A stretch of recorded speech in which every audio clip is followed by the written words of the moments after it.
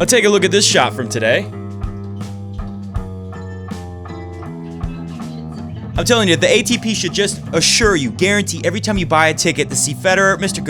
Goat doesn't like it when I talk so loud. The ATP should guarantee that when you buy a ticket to see a Federer match, you get one amazing shot that no one else will hit. Guaranteed. At least one. Sometimes you'll get 5 or 6.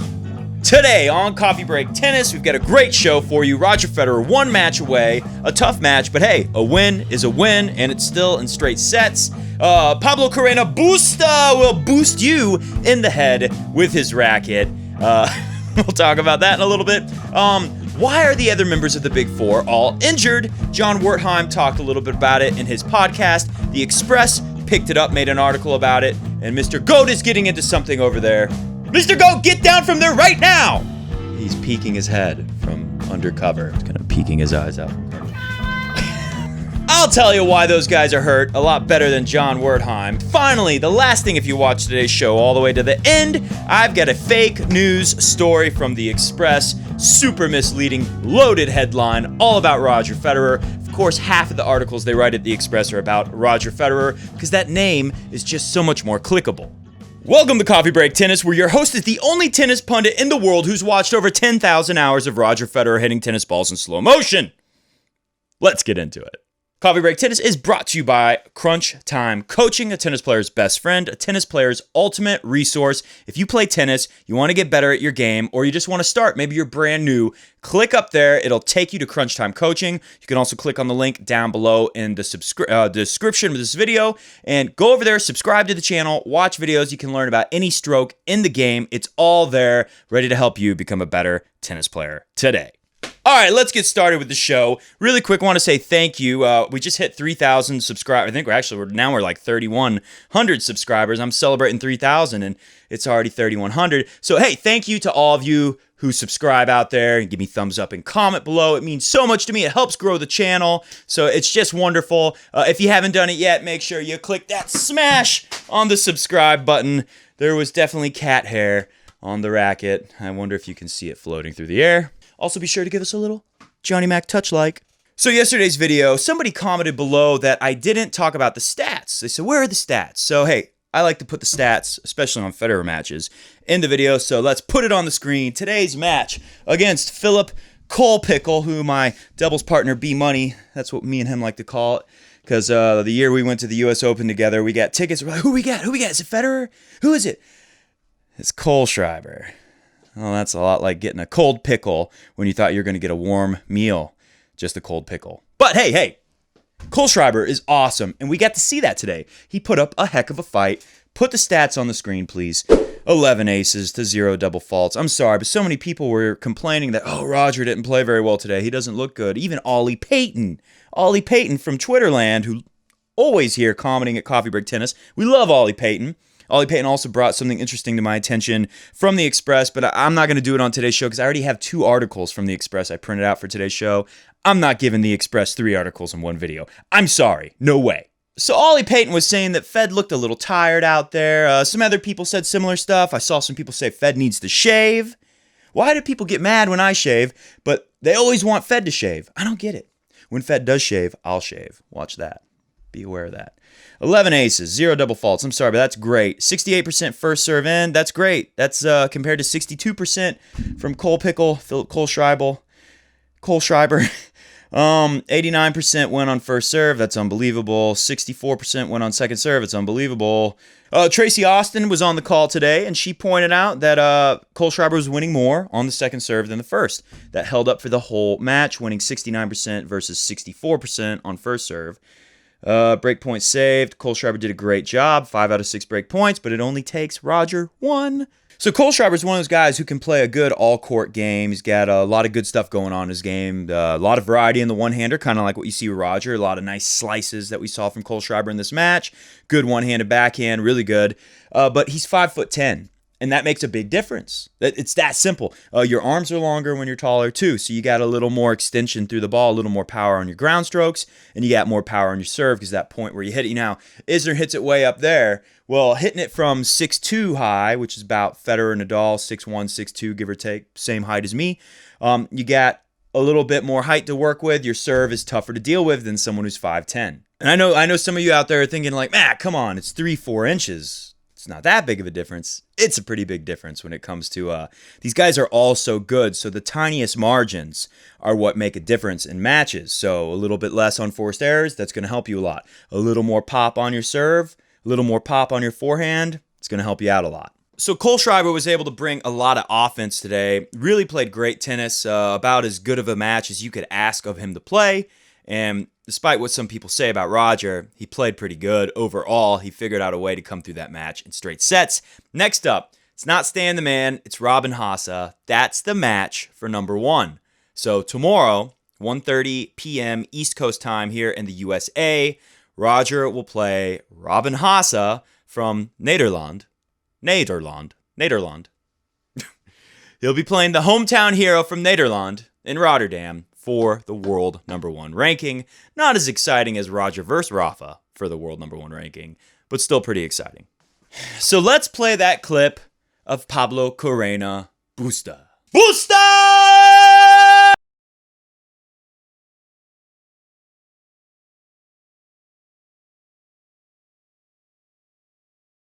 So some of you are going to just crack up and laugh.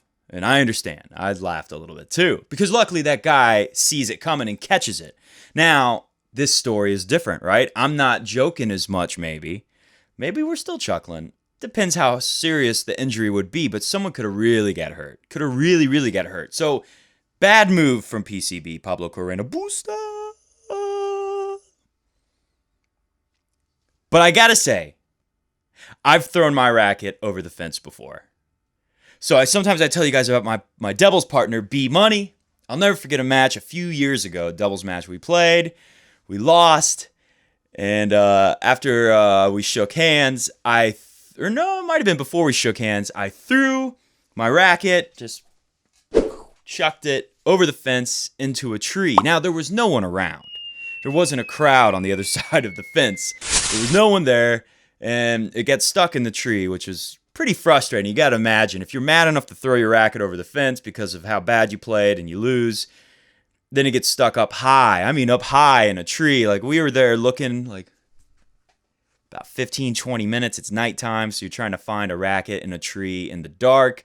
Eventually, B Money shimmied up that tree. He's a really good climber, great athlete. I think he was his high school quarterback, played college tennis, so he got up that tree quick, brought me my racket back down. So I just want to say, I understand how BuuuUUUUsta felt, but that's a little dangerous. You got people say, I know these smaller tournaments, not a lot of people there, huh? So I know the odds of hitting someone when there's only 20% capacity in the stadium are low. BuuuUUUUsta should have gone to play at this new New York Open. Has anyone out there, comment below, please, has anyone noticed this New York Open? Every time they show it, there's no one there. Like, they'll pan the camera, and you'll see, like, 300 empty seats in that one little pan of a camera, and you might see 5 people sitting as they move. Maybe, like, 500 seats. You know, if you take that camera and go like this, you might look at 1,000 seats in a few seconds. You don't have to pan very long. They're all empty. In New York. There's, like, millions of people that live there. Like, I don't understand. Is tennis doomed? It's hard not to get worried when you see stuff like that, and it's like, no Rafa, no Roger. Seats are all totally empty. I'm watching Kevin Anderson right now. He's on the match right now at the New York Open Long Island, playing Escobedo. It's a good match. Anderson, U.S. Open finalist last year. Let's not forget that. In New York, returns to New York, where he had the biggest match of his life, losing to Rafa in the final of the U.S. Open last year. And there's no one there watching him. Now, I know Kevin Anderson was kind of surprise finalist, not the most exciting name to put at your tournament, but there it is. There's the shot. I see 1, 2, 3, 4, 5. I just saw 7 or 8 people sitting on the side of the court. I think they're looking behind the umpire's chair. I think I've seen, there's like 8, maybe 11 people. There's a couple people over there. That's a cameraman. I just counted a cameraman. So 10 people. And they easily showed 500 to 1,000 empty chairs in that pan where I just saw 10 people. Would you go to the New York Open? Comment below. Why are these stands empty? Do you think there's a lot of people watching on TV, so it's financially viable for the tournament? It's got to scare you to think, like, What if all these tennis tournaments have to shut it down because no one's buying tickets, no one's coming out? Now, maybe at the end of the week, when we get to the finals, they'll have a sellout. But I don't know, man. I haven't seen anyone at this tournament every time I turn it on. Comment below. Interesting to hear your thoughts. If you would go, if you lived in New York, would you pay the money to go see someone like Kevin Anderson play? Or John Isner is another name. Ryan Harrison's playing there. Who else is playing? Donald Young was playing. Any big names? Can't even. Donskoy. Hashtag Donskoy debacle. He was playing there. Would you pay the money to go see them in New York?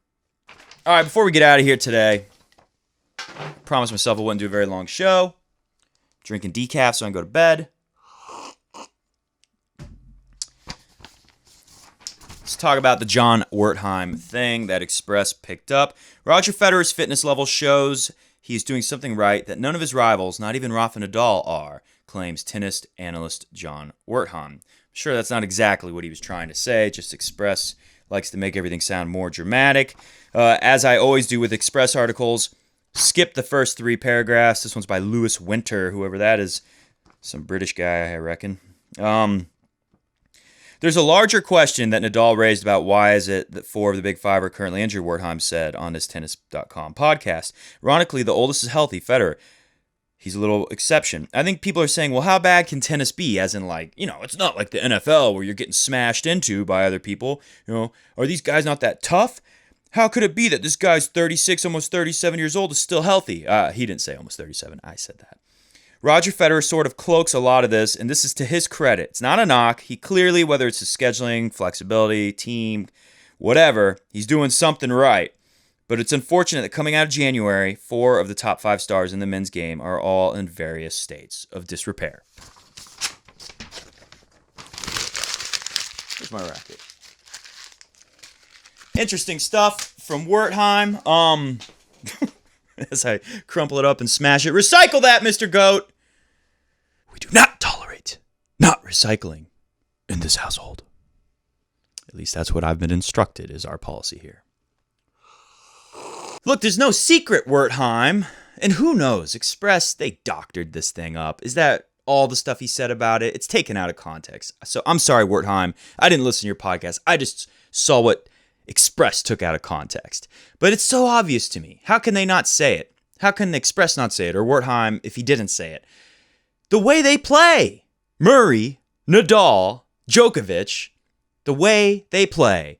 They were saying it 10 years ago. All right, the commentators on TV, if you watch tennis 10 years ago, if you watch any Grand Slam, at some point you heard a commentator say, Rafa's not going to make it as long as Roger because of the way he plays. It's harder on the body to be this like defensive beast. Don't get me wrong, like Brad Gilbert pointed out, Rafa produces lots of offense. You have to. In today's game, you got to be able to play top-notch defense and top-notch offense.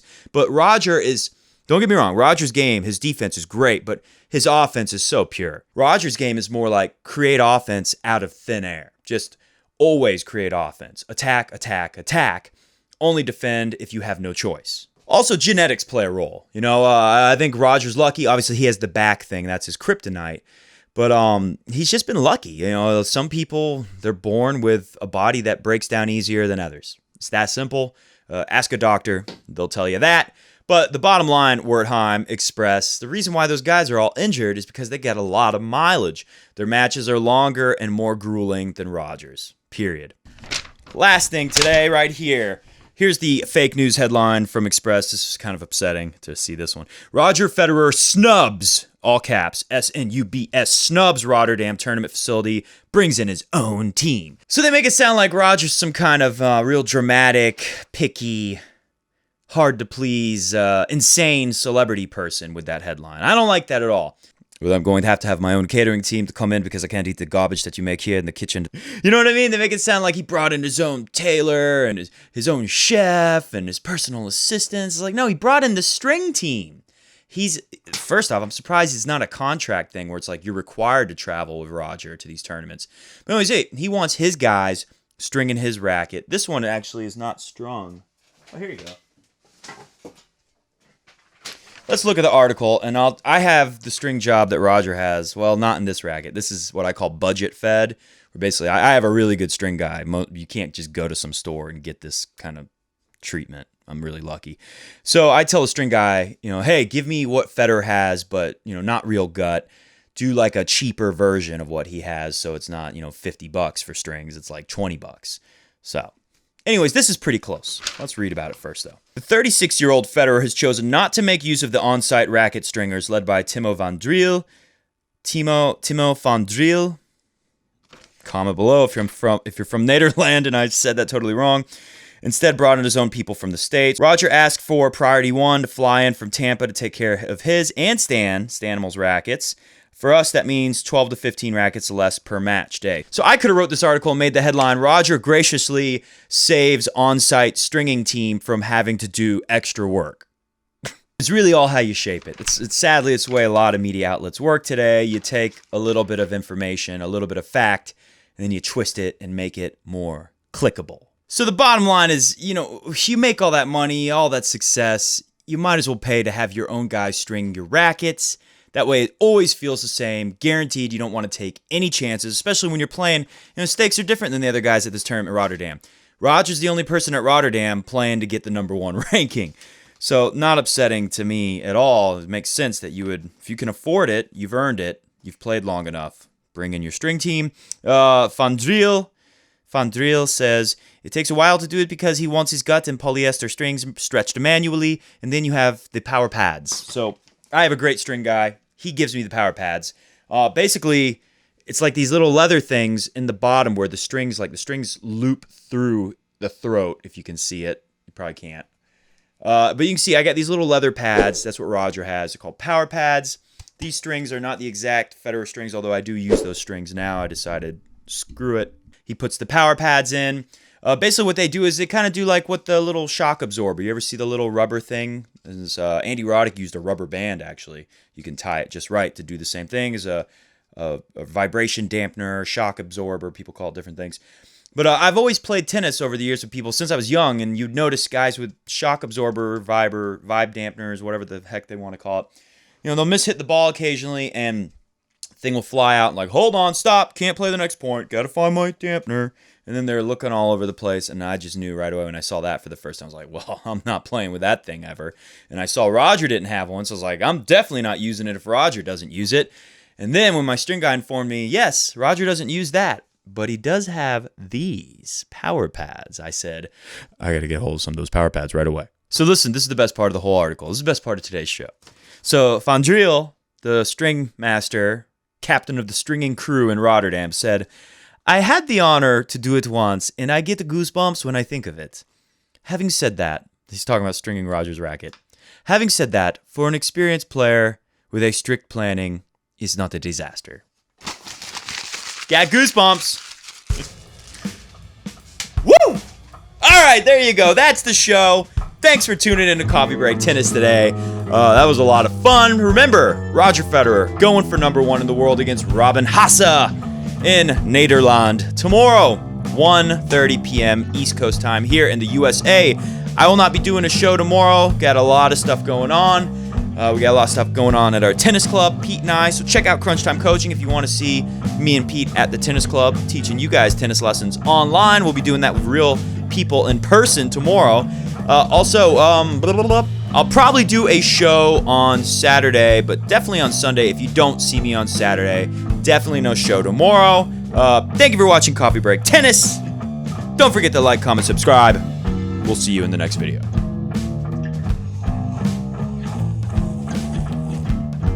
Do the Venus Williams. It's an interesting wave she does. See ya!